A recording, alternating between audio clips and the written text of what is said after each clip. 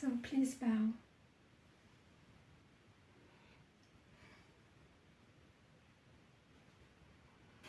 Thank you for being here. So that's nice today because usually I have to record that screen and this is my face in big and I have you in small icons, and now we are all even and I like it very, very much because I can clearly see you and connect with you. That's good. That's good. I love this new setting. You still do not have a good microphone, but the recording will have. So, all right.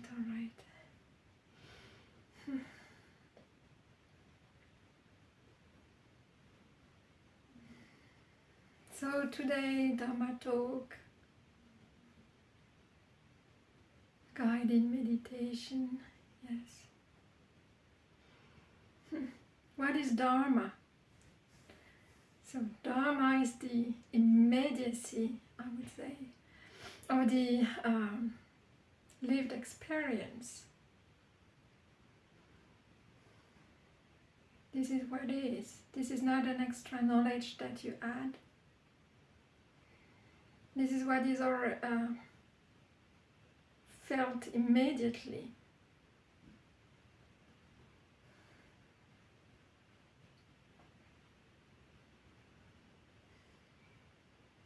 So through the six senses, those are also include your perceptions, the feelings,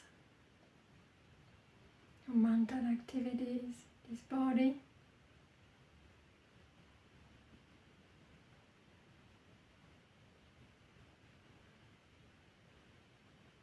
And actually there is nothing else.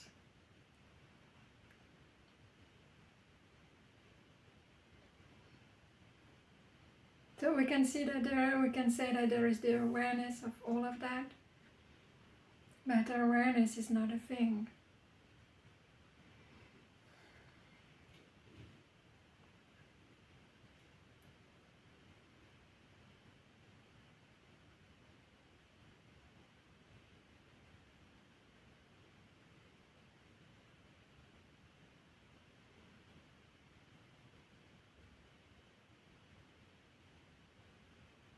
And why do we come back every Sunday to listen to Dharma talks?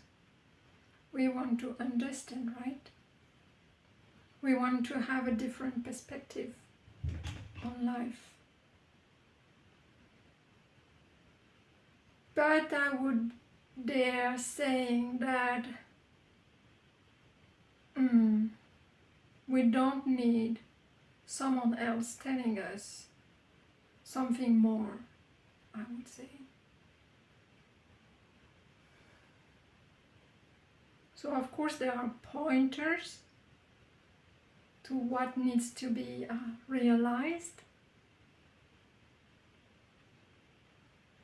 but somehow we do not have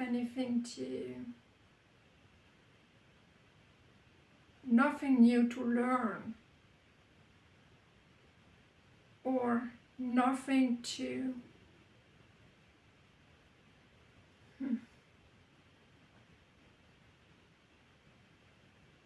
understand through thinking, although it can help.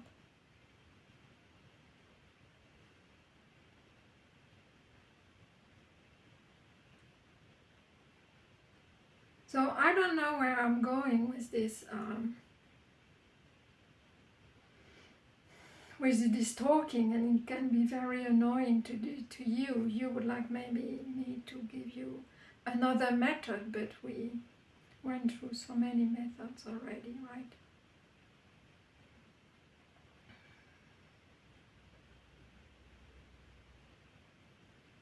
And actually it's always the same. Maybe coming back to the body.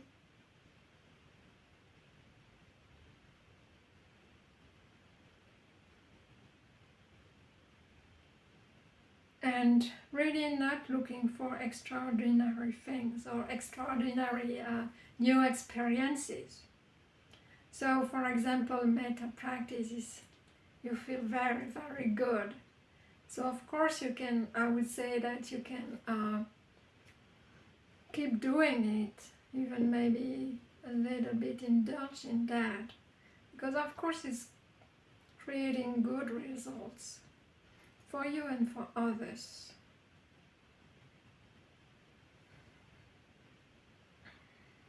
But I would say that ultimately this has to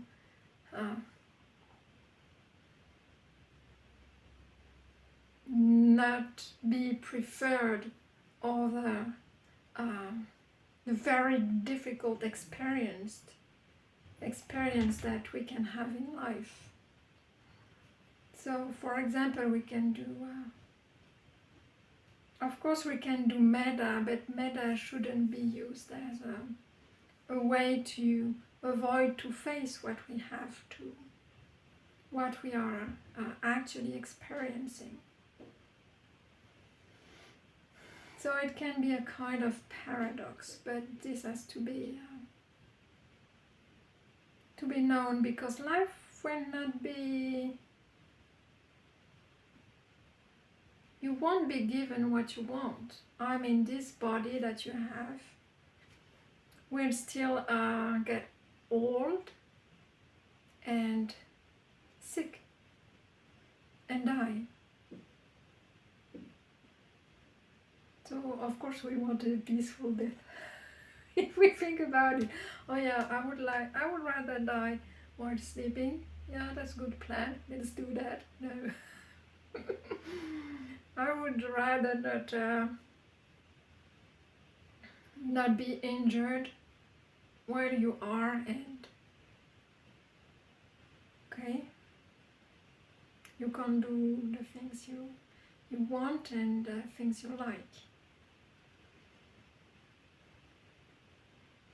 You will be put with people that are not like-minded. You will meet people who are not spiritual at all, right? All the time. Mm-hmm. And do you reject them because they do not think what you think is right?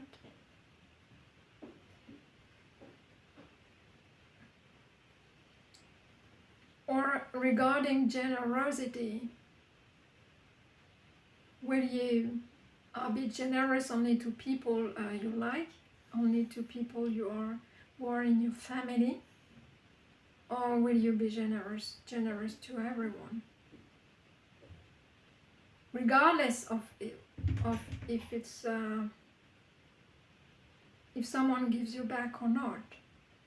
You never know how you will be given back. Actually, you can give to someone who will never give back, or who will I would say even don't give a shit about you being generous.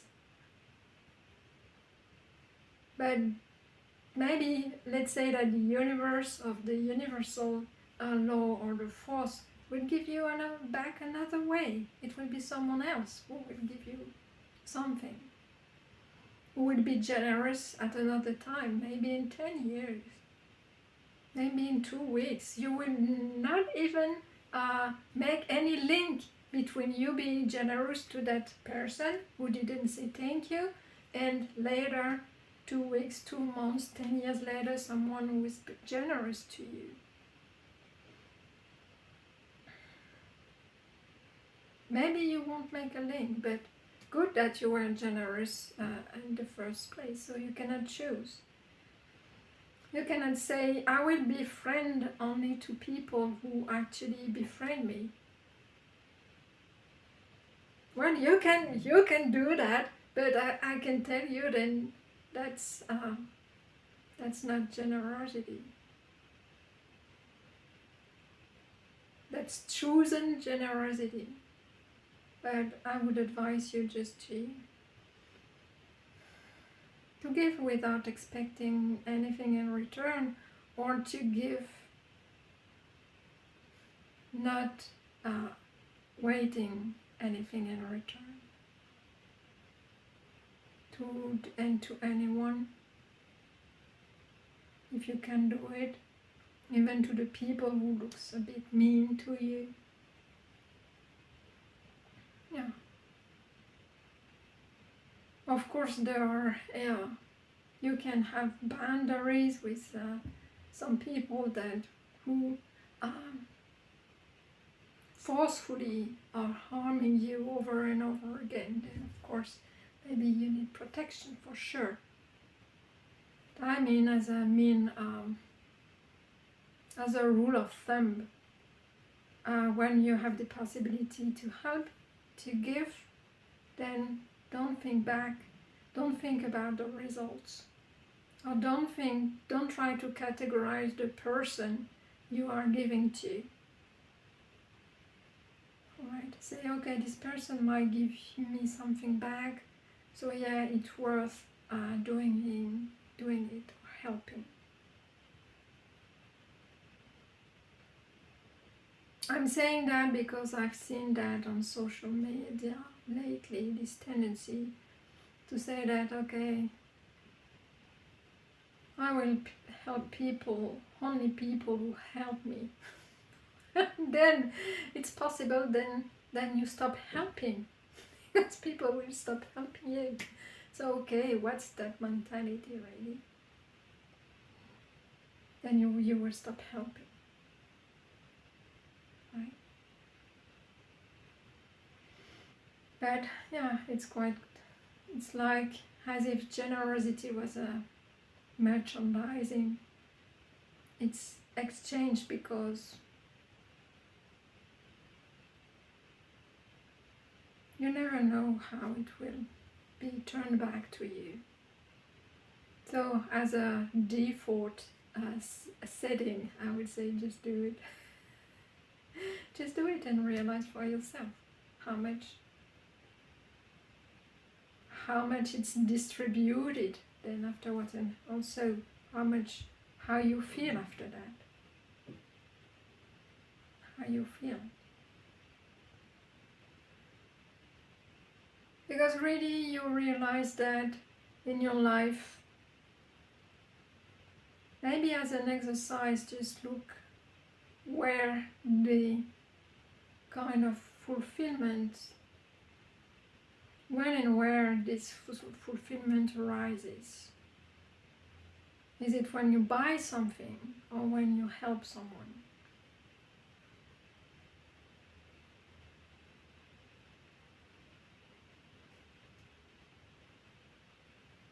You can just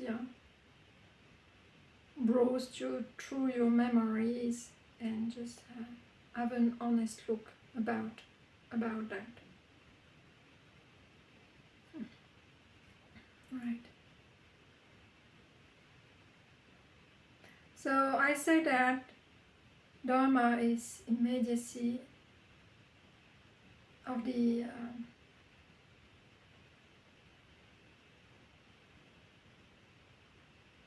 experience of the senses, what's happening here and now.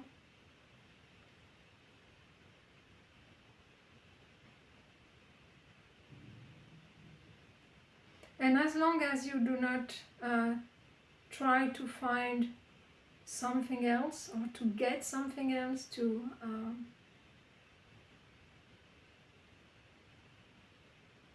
even the idea to improve yourself is actually a bit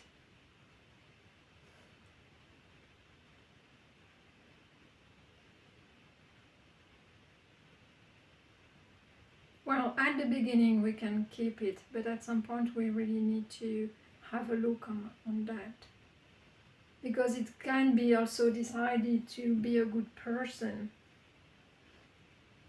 At some point that even this idea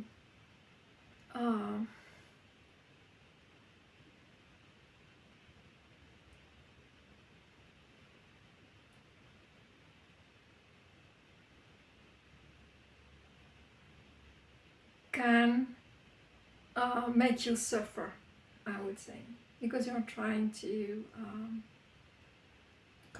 make you as another person, and maybe because you are not you're not succeeding in your idea of what a good person is, then it makes your mind spin anyway, and it makes you suffer as well.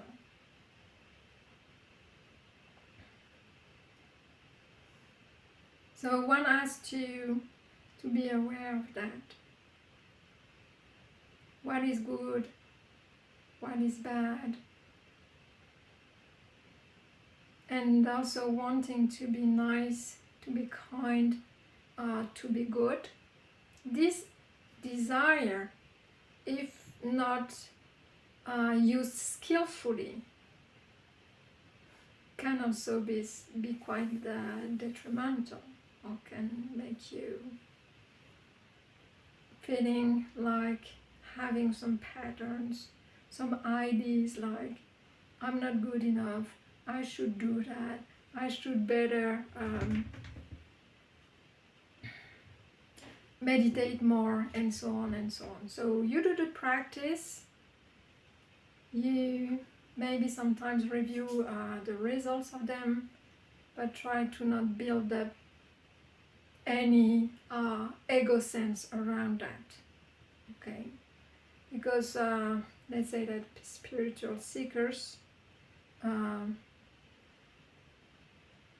it's possible to build up an entire life around the identity of being a spiritual person, and even trying to convince others that it's the best way to be and to do.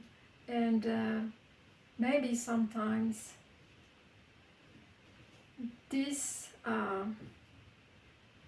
way of imposing our point of view on other people who do not maybe even ask about that can also be unskillful. All right. So your way of living, let's call it meditation, spirituality,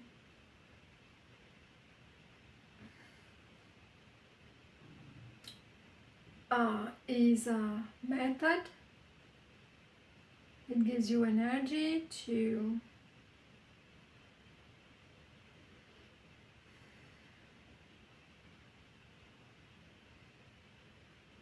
develop wisdom,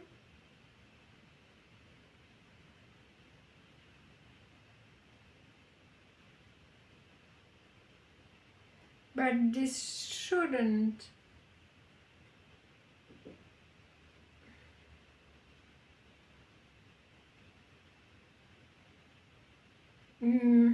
so let's say, watch out when you have ideas that pop up like,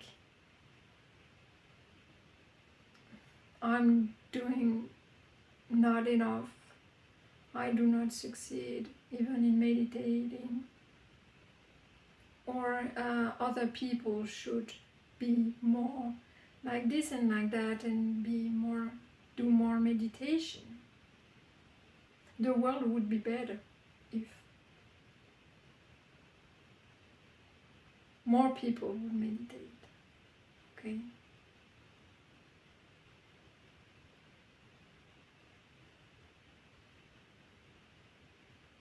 So pay attention how you want to transform the world, your inner world and the outer world, according to your views, your ideas, and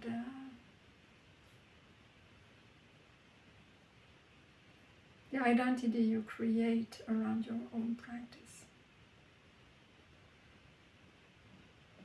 Even meditators who start to meditate a lot start to develop some kind of psychic powers.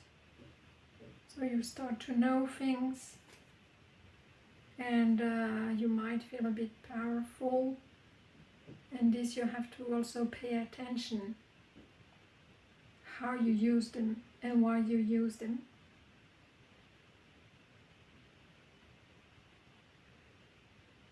Yes. About the practice guided meditation, so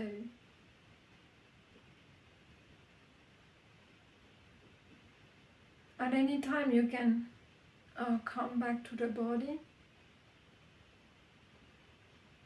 and there are times when you have to find the right rhythm, I would say, and for this you need to know well your mind. That sometimes formal practice where you say, okay, it will be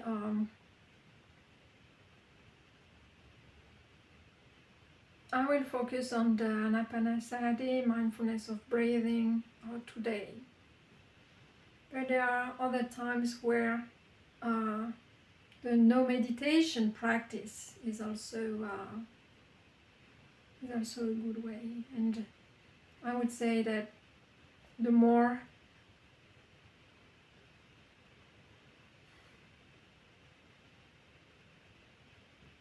how to say that, the more clarity and, let's say, wisdom, clear comprehension you have, the less you have to do oriented meditation, the more it goes to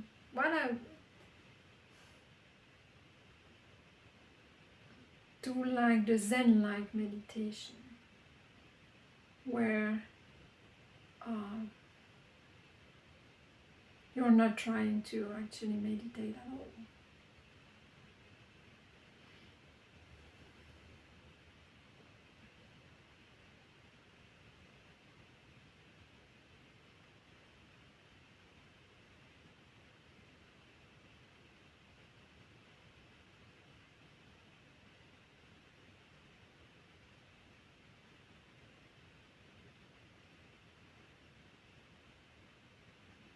There is body, there is everything which arises,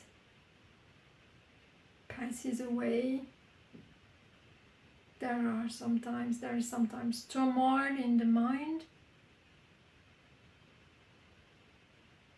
and yes, it's just there.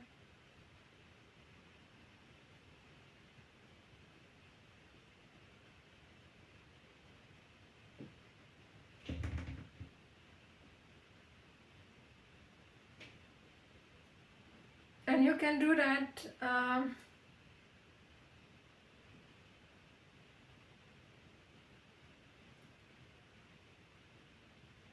everywhere, because this is actually the way life is lived, I would say.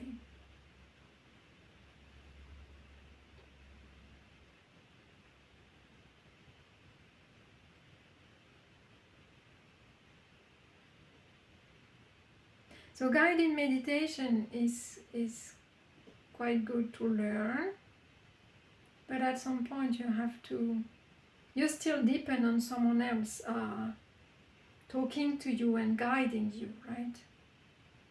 And because you are listening and you are doing, and then the attention is not sharp, clean.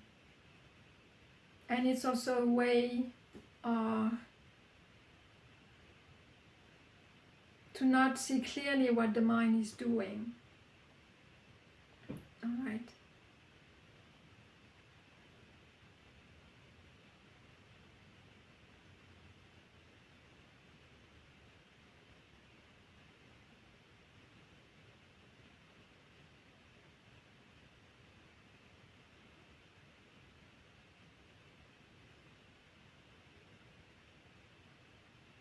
And in meditation there are no contests, right?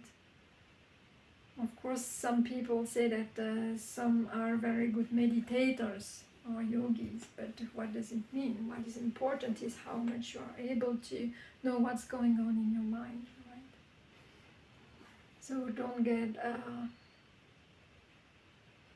disappointed by your own practice. You also learn when you are distracted, you also learn when you are not concentrated.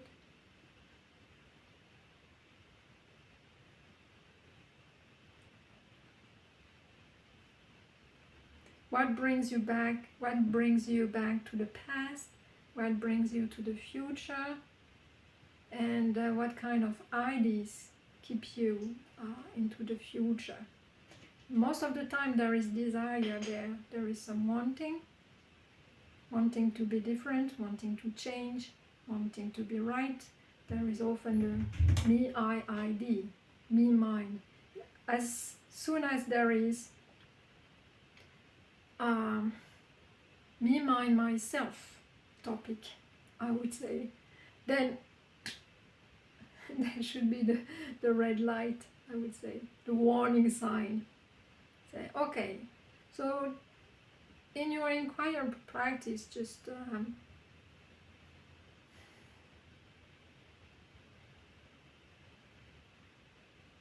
try to see that.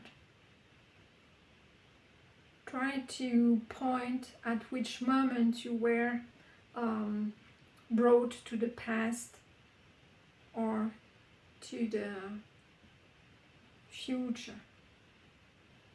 What was the sparkle? What was the thought pattern that says, okay, now this is really important, I have to think about it right now. Because, and you start to feel also there are feelings associated with that.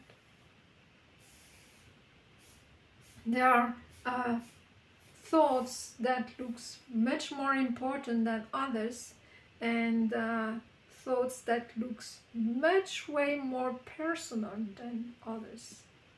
When it's okay, when it involves us, usually it looks very important, and there is this energy to keep thinking about it. Like we want to find a solution about a problem that seems so important right now.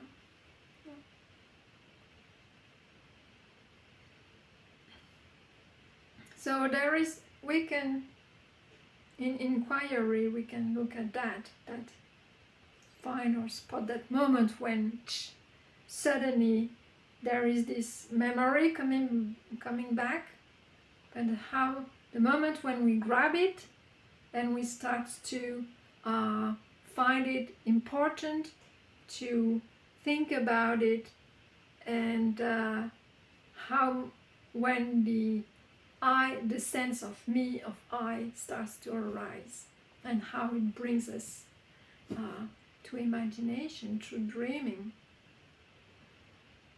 and to thinking. So this is the first aspect, and the second aspect would be just to, when it arises and when it's recognized, just to let it pass. But I would say that the letting go, the letting passing, is actually not doing, so it's difficult to explain.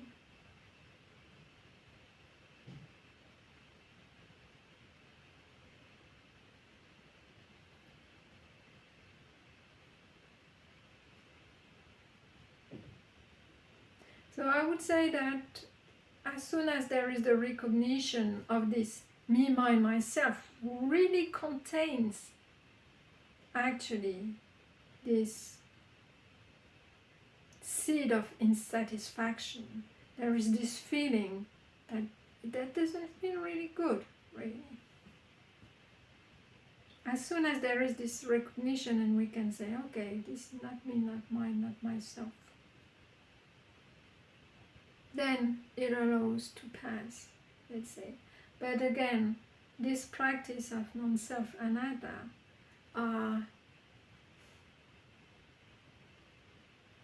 cannot be made through I shouldn't think that it's not me, not mine, not myself, because it's just a thought replacing another thought. And then you create a bad person, not being able to recognize that it's not me, not mine, not myself.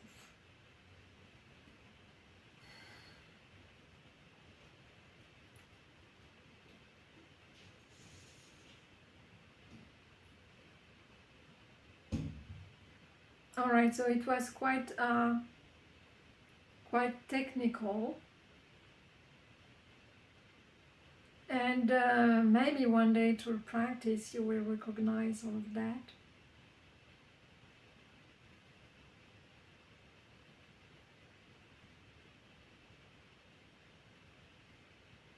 At some point with the practice you can really start to feel when there's this desire of wanting to create this important person, which is you. And this feels not good. It feels not good. But you cannot recognize it. You cannot feel really that it doesn't feel good as long as you haven't seen it to how it can be dissolved. But this dissolution is actually, usually when I talk like this, people are terrified because they think that they shouldn't be a person. No, that's not what I'm saying. And they try to conceive, they try to imagine how it is to not be me. How it is to not be. If I don't feel me, then what is this life, right? So it shouldn't be misunderstood, and for that you go into the body and you do the kind of insight practice that I offered you in the past, just looking at the bare sensations and whatever arises at the sixth sense door.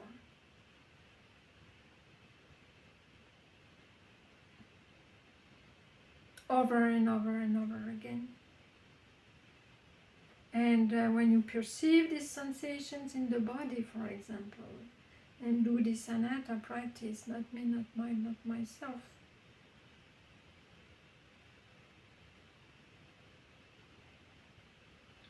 and see how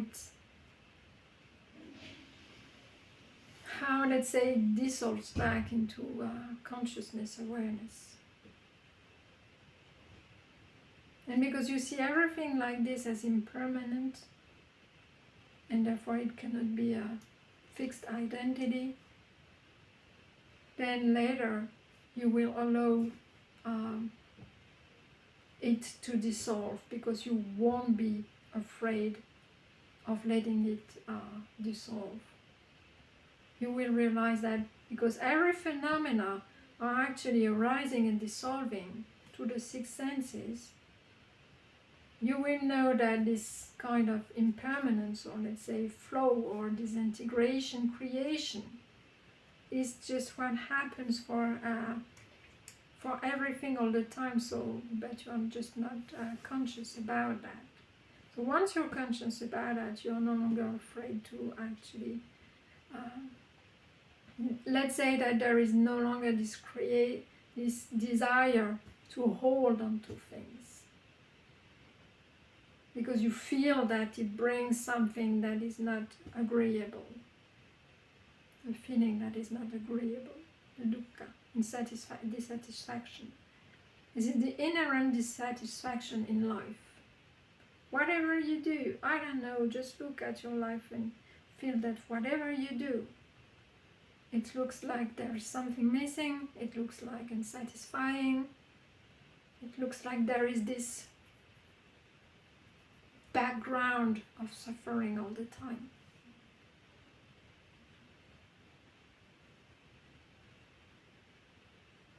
And this is why you're there today, right? You feel that background.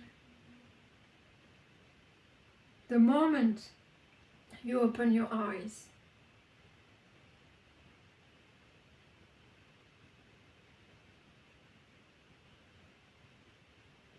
you say, oh, it's Monday, or it's Sunday, or this yesterday happened, and so on.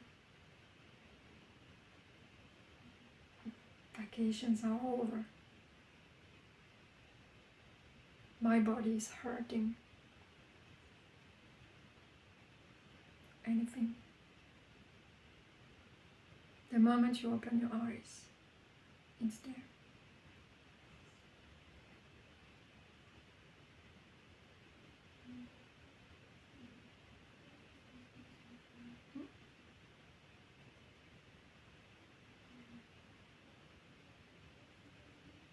And so that was the reflection of the day.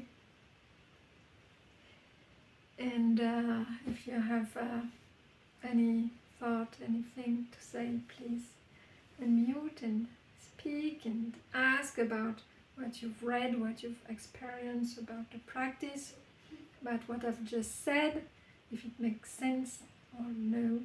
I hope it makes no sense. Otherwise, yeah.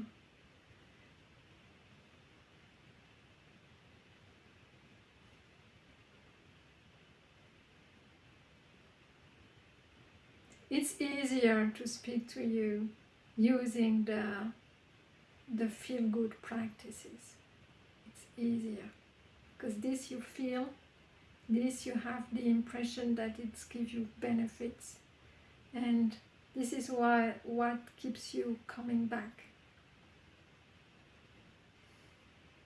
But the inquiry practice is really what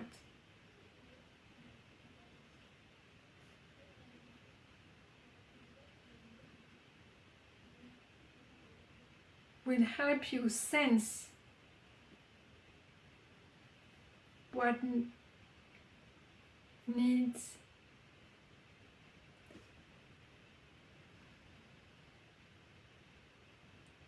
what habits needs to be let go of, let's say.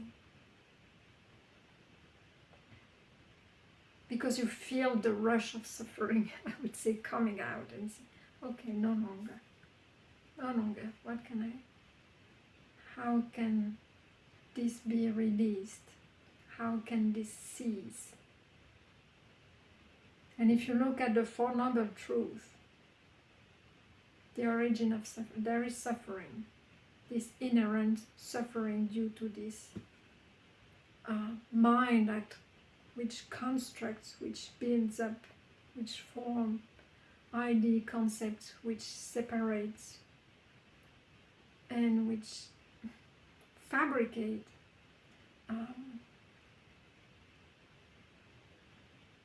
this concept of identity, I would say. So this creates suffering because it has to be reactivated over and over again. There is suffering. This is second noble truth. This is the origin of suffering. The origin of suffering is craving, desire for sensual pleasures, desire to be, to become, even the desire to become a good spiritual adept, and a desire for not be, alienation, to not be just that person. So, origin of suffering, just to know it.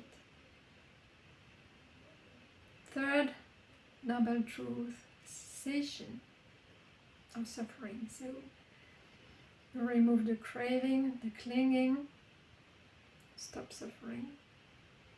How to do that? The Noble Eightfold Path. If you are Buddhist, other methods from other religions.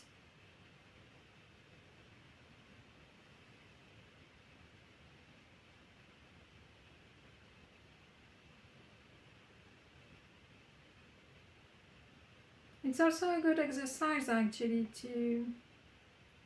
but it goes with inquiry practice, the insight practice. There was a teacher, Theravadin teacher, who said that even in the practice of anapanasati, breathing, mindfulness of breathing, it contains the four noble truths. So you use your body, you use the breathing, and you look at those noble truths into your body, into your breathing. I would agree with him. I did that. I did that kind of practice. Yes.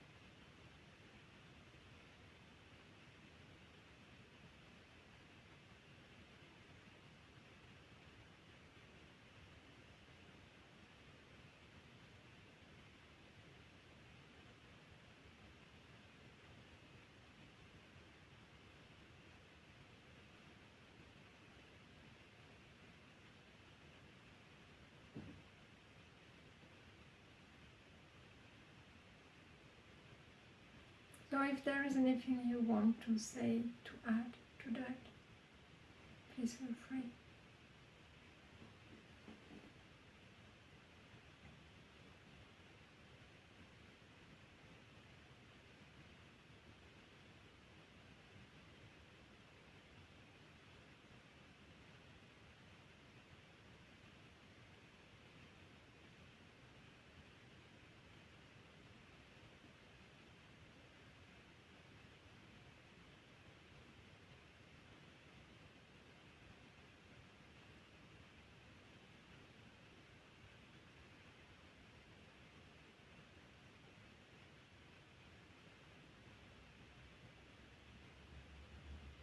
I would say that, yeah, please, Margit.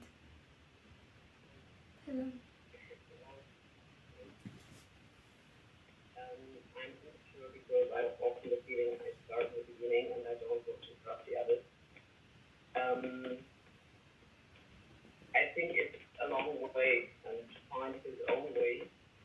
I practice as well Zazen, and it's also a way to come to a solution or to come to a way to get more support with oneself.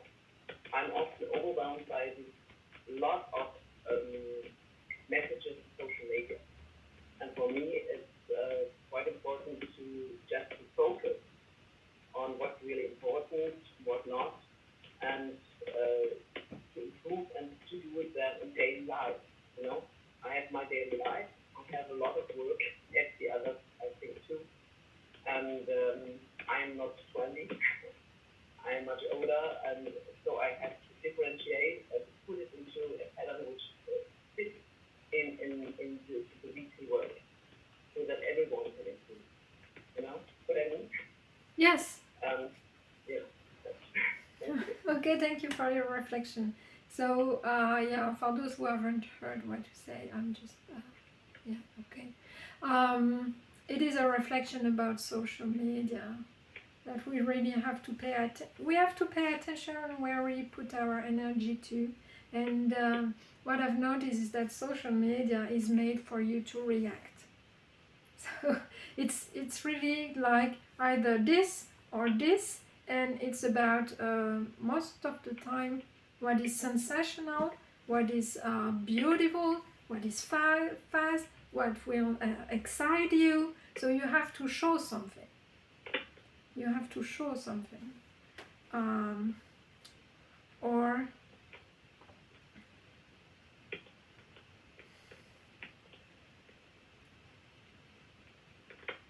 the colors should be bright. It's all about the senses and the feeling you can get from what you see and what you learn. So actually it's a good training to browse the social media and not react. this can be a this can be an insight practice in itself, or just do it. I did it also. I train like this. You just browse your wall, and then as soon as you want to react to an image, to a word, to something, just watch your mind. And why does it react? The feeling when you like or when you don't like, when you want to express your opinion, when you want to say that this person is wrong, and so on. Yes. And also what you are looking for when you are browsing the social media. Yes. We like to see nice things. We like to see nice kung fu, right? And when there is very, very slow qigong, often we do not like it. we do not watch the 4 minutes of very slow qigong video. Why? It's boring. It's not nice. There is nothing to gain, really. Seeing someone else with slow movement. Right. This is this is social media. But on the other hand, this kind of so gather people. Well, it might be a useful tool, but they are there to make money, I would say. So the more you react, the more money they make. So they will tell you, and there is. I say, okay, when you practice, you have to also when there is a memory popping up in your mind, in your awareness, then you just try to notice, okay, memory, and let it go. But if you look at the one of famous social platform, which every day remind you some memories about 1 year ago, 2 years ago, what you posted, and they tell you, do something with it, repost it again, or share it with your friend, or make a comparison how I was in 2014 and how I am right now, and put two pictures next to each other and say before and now. And this is really I would say not against what we are training here, but yes, this is exactly that.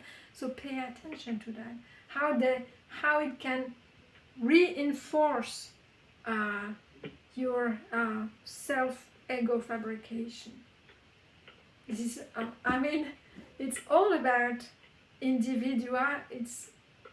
If you do not pay attention, it will reinforce your patterns, and they will use also the way you think to sell you something, and they will also offer you to link to other people who are exactly like-minded. So it will constrain you, shrink you to already your mental patterns. So if you do not pay attention, there is no openness. It's all about what you like, and about how to make you react about what you like or don't like. Yes. And good training, you can spend some time on the social media not reacting to anything. Even if someone sends you a very, very nice message about spirituality that is very inspiring, don't reply to it. It might be difficult, actually.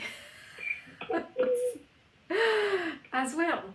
But do not make any distinction between someone who tells you, insults you, and someone who tells you, oh, you are a very good spiritual person, very open-minded, I would like to meet you, and so on and so on. So at some point you will have to to reply, to be polite with that person. But look how you feel suddenly as an important person. Even in that sense, the ego can be called again.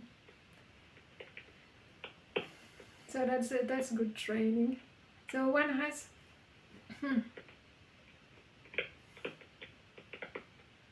I would say that life in general is a good teacher.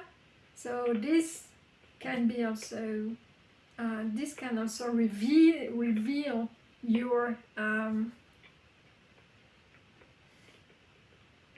what still needs to be made conscious. When something triggers you on social media, when you want to react or say that this person is wrong, look at that trigger and why. Or if you love very much something and you want to tell that person that you love him or love her, or be very how to say that in English? Even, okay, pay very much attention. Gratefulness is important, right? But also look at the moment when you want to be grateful to someone, express it, this gratefulness, and there is a shift when there is expression of that gratefulness and the wanting that the person knows that you are grateful. This is very subtle. All right, so you can be very grateful towards a person without having to write it or to express it. This is difficult, but finally this is I would say the gratefulness that you would practice will be maybe not seen, but there is this subtlety in gratefulness, in gratitude, when you want the other person to see how grateful you are and how what a great person you are because you are grateful. So a good training is to stay silent for a while on social media. I also did that in the past, like staying 1 month like a ghost. You're not there. You don't even watch, or 3 months, and then come back, because then it trains you to not build up any identity around social media. Okay. So yeah, I would say that we can find ourselves. It's good to have. Yeah, it's good to have. I'm doing something with the computer. Sorry. It's good to have people you can communicate with around skillful interest. So this I'm not saying that you shouldn't do. So if you have your community and you're supportive to each other and so on, and just make a thumb up to a picture to support your friend because you know that it's important for him, for her to work on that and so on, yes, just do it. But you have to find a balance. But you can also use social media as a training field, I would say. And also you can read the comments until you're fed up with that. You read the comments and you see the mind of others. Sometimes you say someone who puts a kind of nasty comments and you try to feel how it is to be in the heart of that person, and you say, oh, this person doesn't look to feel nice, to feel okay right now after writing that. Okay. But the less you write down your points of view,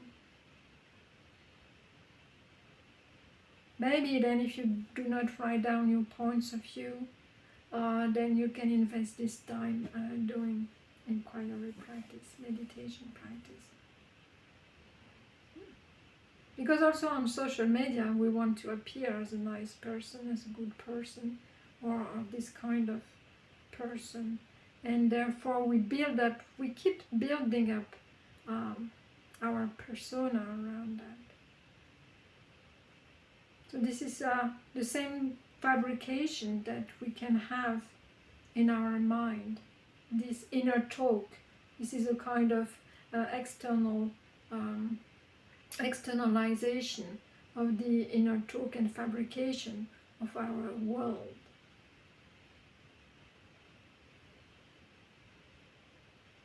But being seen as a good person or as a bad person, then being seen as someone who is benefiting others or no. So at some point you shouldn't care about it.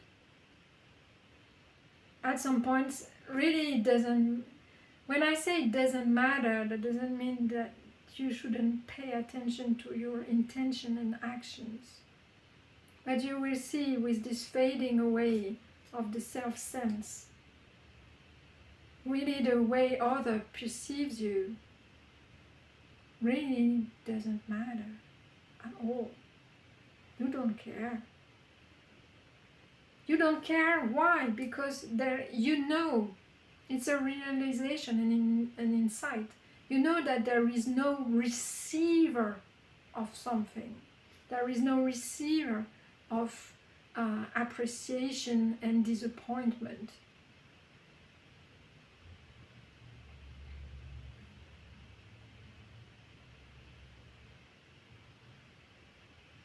But this has to be pierced through practice.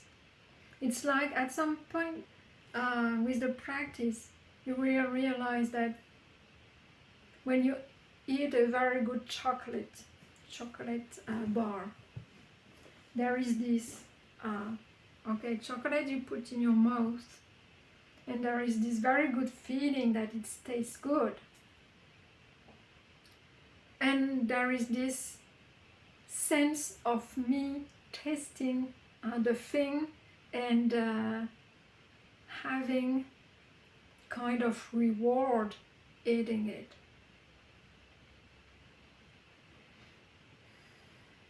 But this is mental construction, this is mental fabrication, this is just an idea that you are receiving the good taste of this chocolate. If you really, at some point, the awareness or the clarity is so sharp that there is only the sensations, the taste, and somehow it stops there.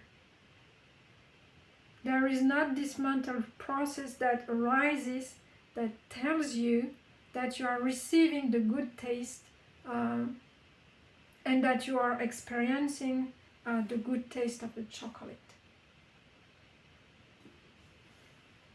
This is the best I can explain it. So you no longer care about eating chocolate because it feels good to eat chocolate.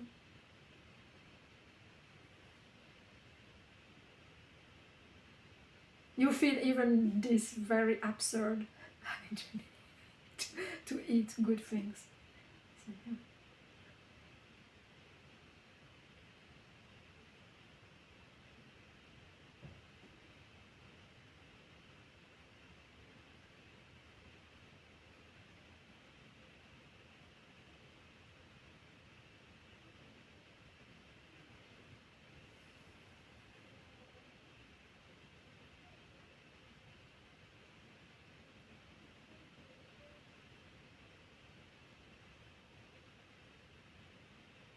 And pay attention to what you read, what you put in your mind, even in how much you spend on the social media. I do have also to be very disciplined regarding social media. Yes.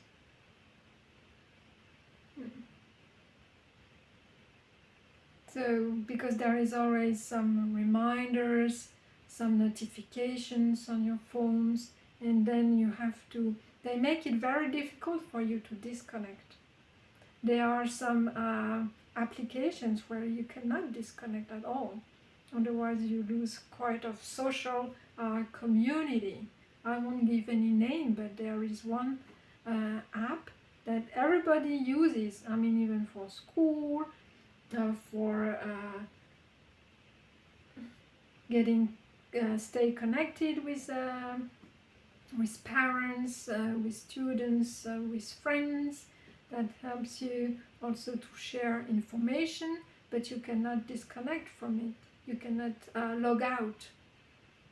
Or they say that if you log out, then you will lose everything, all the information which is stored. So it keeps sending you some notifications. You can turn them off, of course, but then you miss you might miss some someone calling you, or so you have to take the risk to be logged out, disconnected, and to lose information. So just switch off your phone. and then be not reachable at all. Like if you're training, yeah, allow yourself to not receive that important call that seems so important, but which is really not actually. All right, like switching the phone when you sleep. I mean, just not turn it off. Really switch it off. And actually, I discovered that because I was using it for alarm clock, for example. So it was always on, more or less. But you can switch it off, and anyway, at the right time, the alarm clock will switch on. So, yeah, this I do. Or when I go for a run, for example, all right, no cell phone, no phone. No phone at all. Okay, it's risky. You go to the forest with no phone, but well, nothing ever happened. Yeah. I say, okay, in case of emergency, I keep it in the... Yes, well. I would say be all by yourself as much as possible.